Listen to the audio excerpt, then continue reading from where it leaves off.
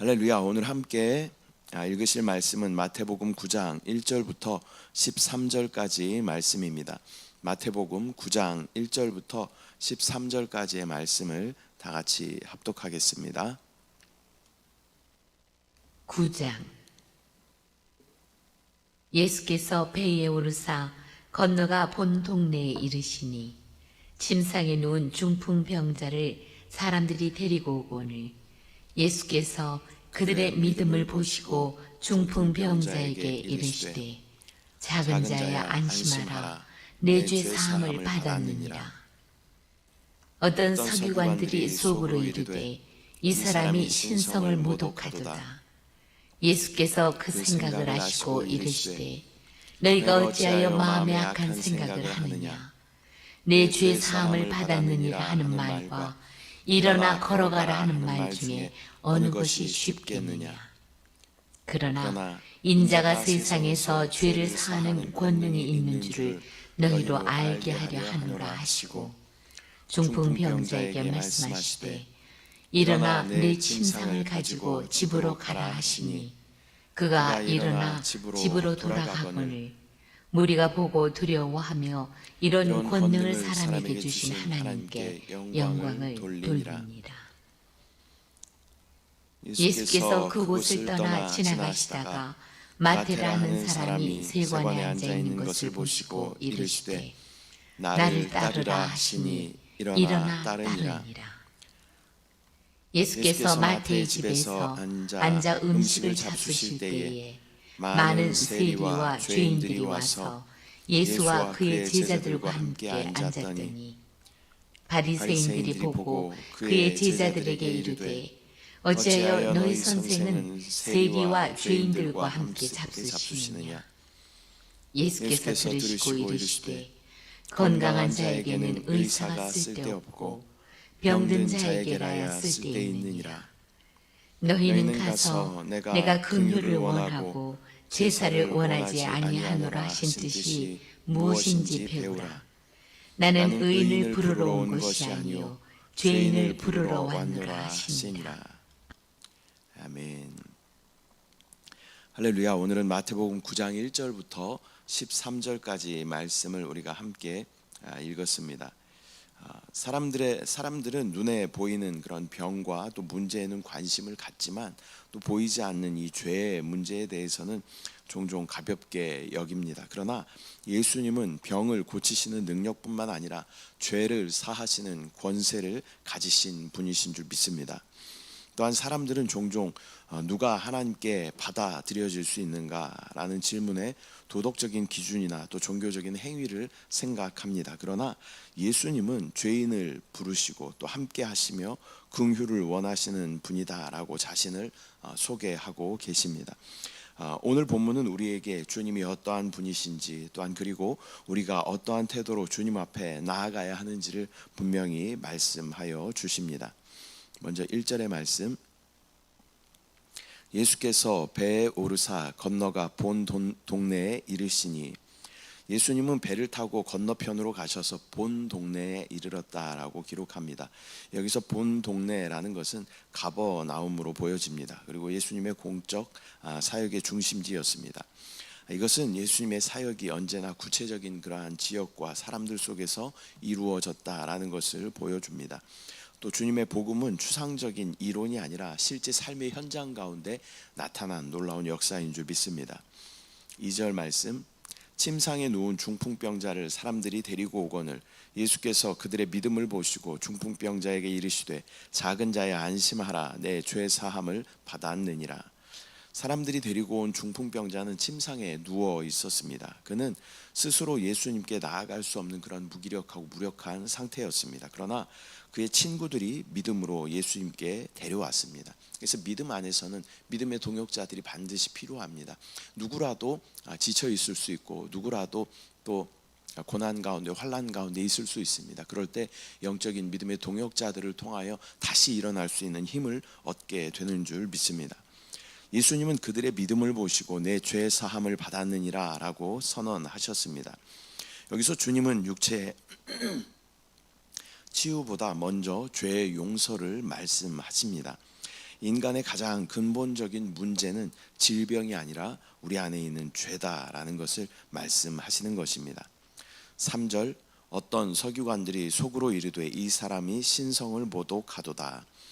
율법학자들이 속으로 이 사람이 신성을 모독한다라고 말합니다. 인간이 다른 사람의 죄를 사한다라고 주장하는 것은 신성을 침해하는 행위로 그들은 간주하였기 때문입니다. 그러나 그들의 반응은 예수님이 누구신지 진정한 예수님의 존재에 대해서 깨닫지 못한 데서 나온 그 불신앙에 기인하는 것입니다. 4절 말씀 예수께서 그 생각을 아시고 이르시되 너희가 어찌하여 마음에 악한 생각을 하느냐.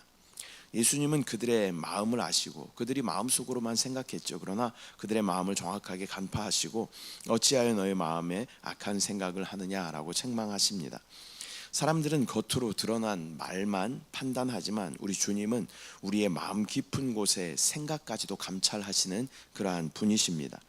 신앙이라는 것은 단순히 외적인 행위가 아니라 또 내면의 믿음과 태도에서 시작한다라는 것을 우리 가운데 보여주십니다.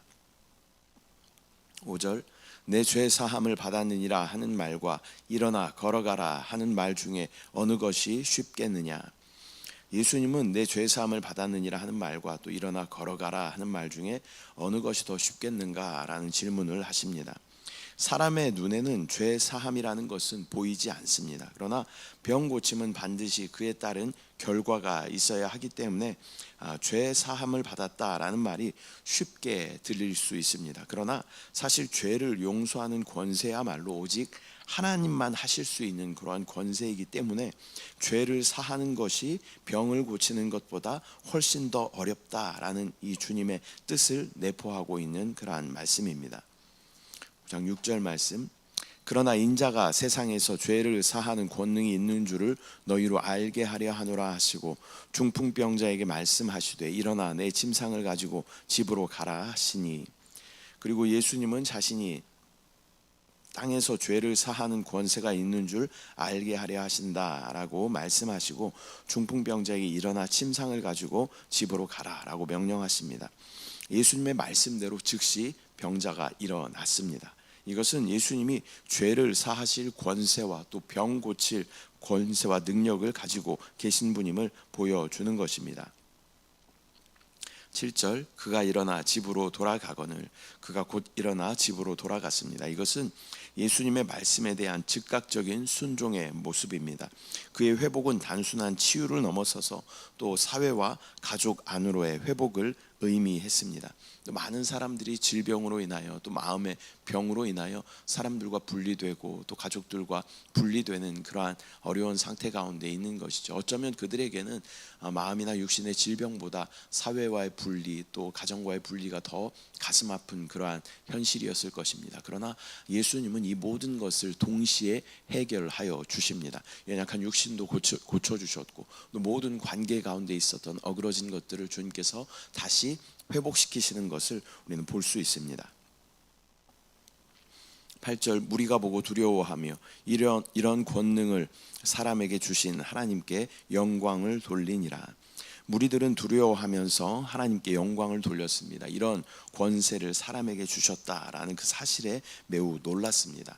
그들은 예수님이 메시아라는 사실을 완전히 깨닫지는 못했습니다. 그러나 하나님께서 이러한 놀라운 일을 행하셨음을 인정했습니다. 9절 말씀 예수께서 그곳을 떠나 지나가시다가 마테라 하는 사람이 세관에 앉아 있는 것을 보시고 이르시되 나를 따르라 하시니 일어나 따르니라. 예수님은 길을 가시다가 세관에 앉아 있는 마태를 보시고 나를 따르라라고 부르십니다. 마태는 곧 일어나 예수님을 따랐습니다. 당시 세리라는 직업은 로마의 세금을 바치는 그러한 일을 맡아서 동족에게 배신자로 여겨졌고 또 탐욕과 부정의 그런 상징이었습니다. 그러나 예수님은 그런 자를 부르시고 또한 제자로 삼아 주셨습니다. 저와 여러분도 또 부끄러운 그러한 삶 가운데 세상 가운데 또 육신 가운데 빠져있던 저와 여러분이었습니다. 그러나 예수 그리스도께서는 저와 여러분을 불러주시고 우리 가운데 놀라운 복음의 소식을 전해주시고 또 예수 그리스도의 보혈로 말미암아 우리를 구원하여 주신 줄 믿습니다. 이 주님의 부르심이라는 것은 인간의 어떠한 조건이나 배경을 초월하는 것이다라는 것을 말씀을 통하여 우리는 알 수 있습니다. 10절, 예수께서 마태의 집에서 앉아 음식을 잡수실 때에 많은 세리와 죄인들이 와서 예수와 그의 제자들과 함께 앉았더니, 마태의 집에서 예수님이 세리와 죄인들과 함께 음식을 드십니다. 또 마태는 순종하는 마음으로 잔치를 벌이죠. 그리고 연약한 또 세리 친구들과 또 연약한 친구들을 불러 모읍니다. 그리고 이 예수 그리스도의 복음을 들을 수 있는 그러한 중간 역할을 하게 되는 것입니다. 이것은 또 단순한 식사가 아니라 신분의 벽을 허무는 그러한 교제와 환대를 의미하는 것입니다. 예수님은 죄인들과 가까이 하심으로써 그들을 정죄가 아니라 회복으로 초대하셨습니다. 11절, 바리새인들이 보고 그의 제자들에게 이르되 어찌하여 너희 선생은 세리와 죄인들과 함께 잡수시느냐. 바리새인들은 제자들에게 어찌하여 너희 선생은 이 죄인들과 함께 세리들과 함께 잡수시고 있는가라고 비판합니다. 그들은 죄인을 멀리하는 것을 거룩이라 여겼습니다. 그러나 예수님은 죄인을 피하지 않고 그들과 함께 하심으로 참된 거룩의 의미를 드러내셨습니다. 12절, 예수께서 들으시고 이르시되 건강한 자에게는 의사가 쓸데없고 병든 자에게라야 쓸데있느니라. 예수님은 건강한 자에게는 의사가 쓸데없고 병든 자에게라야 쓸데있다라고 말씀하십니다. 예수님은 자신을 의사로 비유하시면서 죄인을 고치기 위해 내가 왔다라는 것을 밝히 보여주십니다. 스스로 의롭다고 생각하는 자는 주님의 은혜를 필요로 하지 않습니다. 그러나 자신의 죄를 깨닫는 자는 주님을 절실히 필요로 하는 것입니다. 그래서 스스로 의롭다 하는 자들은 구원 얻기가 쉽지 않습니다. 나는 법 없이도 사는 사람이야, 나는 의로워, 나는 모든 것에 정직해, 이렇게 스스로를 평가하는 사람들은 의신 예수 그리스도를 필요로 하지 않는 것이죠. 그러나 나는 죄인입니다 라고 고백하고 나의 죄를 인정하는 사람들에게, 그렇기 때문에 나는 예수 그리스도가 필요합니다, 주님의 보혈이 나의 모든 죄를 깨끗하게 하실 수 있습니다, 그러한 고백이 있게 되는 것입니다. 우리의 연약함을 또 우리의 죄됨을 먼저 우리가 인정할 때 우리는 주님 앞에 나아갈 수 있게 되고 구원은 우리의 놀라운 역사가 되는 것입니다. 13절, 너희는 가서 내가 긍휼을 원하고 제사를 원하지 아니하노라 하신 뜻이 무엇인지 배우라. 나는 의인을 부르러 온 것이 아니요 죄인을 부르러 왔노라 하시니라. 예수님은 호세아 말씀을 인용하시면서 나는 긍휼을 원하고 제사를 원하지 아니하노라 라고 말씀하십니다. 하나님께서 원하시는 것은 단순한 그런 종교적인 행위, 제사의 행위가 아니라 긍휼의 삶인 것입니다. 그리고 예수님은 나는 의인을 부르러 온 것이 아니요 죄인을 부르러 왔노라 라고 선포하십니다. 그리고 예수 그리스도의 긍휼을 보여주십니다. 복음의 본질은 바로 이것입니다. 주님은 죄인을 찾으시고 그들을 불러 구원하시며 새로운 삶으로 이끌어 주시는 것입니다. 오늘은 마태복음 9장 1절부터 13절까지의 말씀을 우리가 함께 나누었습니다. 오늘의 본문에서는 몇 가지 중요한 메시지가 우리 가운데 주어집니다. 첫 번째는 예수님은 죄를 사하시는 권세를 가지신 분이다라는 것입니다. 우리의 연약한 육신을 고치시기도 하시지만 더 깊은 우리의 죄의 문제를 다루시고 그 죄를 해결하실 수 있는 유일한 길이 바로 예수 그리스도다라는 것을 우리 가운데 보여주십니다.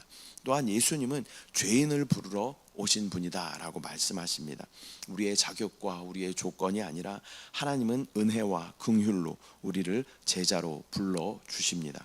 그러므로 우리는 마태처럼 즉시 주님의 부르심에 응답하고 순종해야 하며 이 바리새인처럼 다른 사람을 정죄하는 그러한 태도가 아니라 주님의 긍휼을 배우는 그러한 삶을 살아야 하는 줄 믿습니다. 우리의 모든 종교적인 어떠한 모습들을 다 내려놓고 긍휼의 예수 그리스도의 그 모습을 우리 가운데 받아들여 긍휼한 삶을, 다른 사람들을 긍휼히 여기고 또 다른 사람들을 주님께로 인도하는 그러한 삶을 살아야 하는 줄 믿습니다.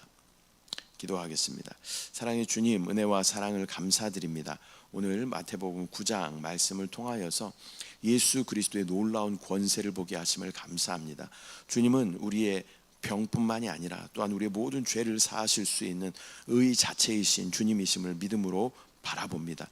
또한 예수님께서는 이 땅 가운데 오셔서 의롭다 여기는 자들을 부르시는 것이 아니라 스스로 죄인입니다 라는 자들을 불러주셔서 그들을 구원하여 주시고 또 우리의 연약함을 감싸주시고 회복하여 주시는 놀라운 치유의 하나님이심을 믿음으로 바라봅니다. 주여 순간순간 우리가 주님 안에 거하며 주님의 이름을 부를 때에 주님의 놀라운 치유의 역사가 우리 가운데 나타남을 믿음으로 바라보게 하여 주시고 또한 긍휼의 예수님으로 충만하여 또 많은 사람들에게 또 긍휼을 베풀 수 있도록 주여 인도하여 주시옵소서. 역사하신 주님을 찬양합니다. 주님을 사랑합니다. 감사드리고 예수님의 이름으로 기도드립니다. 아멘.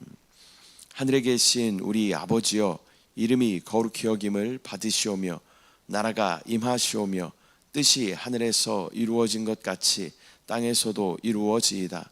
오늘 우리에게 일용할 양식을 주시옵고 우리가 우리에게 죄 지은 자를 사하여 준 것 같이 우리 죄를 사하여 주시옵고 우리를 시험에 들게 하지 마시옵고 다만 악에서 구하시옵소서. 나라와 권세와 영광이 아버지께 영원히 있사옵나이다. 아멘.